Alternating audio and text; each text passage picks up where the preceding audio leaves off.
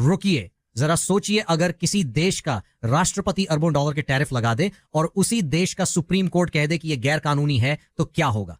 America में इस वक्त बिल्कुल ऐसा ही तूफान खड़ा हो गया है। डोनाल्ड ट्रंप द्वारा लगाए गए टैरिफ पर संयुक्त राज्य अमेरिका के सुप्रीम कोर्ट ने ऐतिहासिक फैसला देते हुए 9 जजों की बेंच में 6-3 से कहा कि राष्ट्रपति इस तरह टैरिफ नहीं लगा सकता, क्योंकि टैरिफ दरअसल टैक्स का हिस्सा है और टैक्स लगाने की संवैधानिक शक्ति कांग्रेस के पास है, नन की व्हाइट हाउस के पास। इस फैसले की अगुवाई चीफ जस्टिस जॉन रॉबर्ट्स ने की और साफ कहा कि बिना कांग्रेस की मंजूरी इस तरह का आर्थिक कदम संवैधानिक दायरे से बाहर जाता है। अब यहां समझिए कि मामला सीधे सुप्रीम कोर्ट नहीं पहुंचा था। शुरुआत अमेरिका के अंदर से हुई थी, जहां कई स्टेट सरकारें, छोटे मोटे बिजनेस हाउस और ट्रेड कम्युनिटी कोर्ट पहुंच गए थे। उनका तर्क था कि टैरिफ का बोझ आखिरकार अमेरिकी उपभोक्ता और छोटे कारोबारियों पर पड़ रहा है। निचली अदालतों में सरकार को झटका लगा और आखिरकार मामला सुप्रीम कोर्ट पहुंचा, जहां भी ट्रंप प्रशासन को राहत नहीं मिली। फैसले के बाद माहौल और गर्म तब हो गया जब ट्रंप ने खुद सामने आकर कोर्ट की आलोचना कर दी।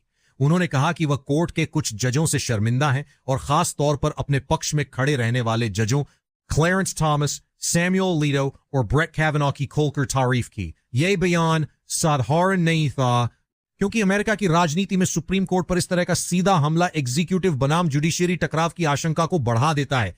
अब आते हैं उस दावे पर जिसने पूरी बहस को और उलझा दिया है। ट्रंप का कहना है कि टैरिफ से अमेरिका को लगभग 130 से 150 बिलियन डॉलर का फायदा हुआ। सुनने में यह बड़ी उपलब्धि लगती है, लेकिन आलोचकों और कई अर्थशास्त्रियों का तर्क बिल्कुल उल्टा है।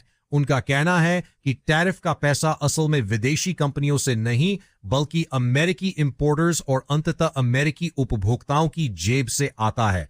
यानी सरकार ने एक जेब से पैसा लिया और दूसरी तरफ राहत पैकेज या सब्सिडी के रूप में दिखाया।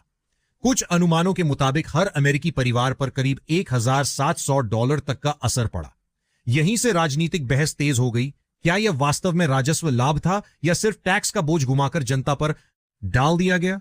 अब स्थिति और पेचीदा इसलिए हो गई है क्योंकि कानूनी सवाल उठ रहा है कि सुप्रीम कोर्ट का फैसला क्या पिछली तारीख से लागू होगा, जिसे लीगल भाषा में रेट्रोस्पेक्टिव इफेक्ट कहते हैं।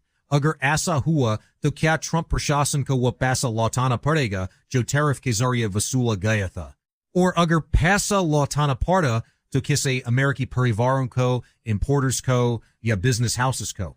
इसी बीच यह भी चर्चा है कि ट्रंप के पास प्लान बी हो सकता है, जिसमें 1974 के ट्रेड कानूनों के तहत कुछ सीमित परिस्थितियों में टैरिफ लगाने का रास्ता खोजा जा सकता है, खासकर जब किसी देश पर अनैतिक व्यापार प्रथाओं या ट्रेड असंतुलन का आरोप लगाया जाए।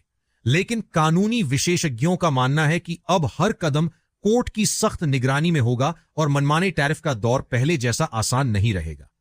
कुल मिलाकर अमेरिका इस समय एक संवैधानिक और आर्थिक बहस के चौराहे पर खड़ा दिखाई दे रहा है। एक तरफ राष्ट्रपति की आक्रामक व्यापार नीति, दूसरी तरफ सुप्रीम कोर्ट की संवैधानिक सीमा रेखा। आने वाले हफ्तों में यह देखना बेहद दिलचस्प होगा कि क्या ट्रंप प्रशासन कोई नया कानूनी रास्ता निकालता है, क्या कांग्रेस इसमें सक्रिय भूमिका निभाती है, और सबसे बड़ा सवाल, क्या अमेरिकी जनता को वाकई उस टैरिफ बोझ से राहत मिलती है जिसकी चर्चा अब पूरे देश में हो रही है?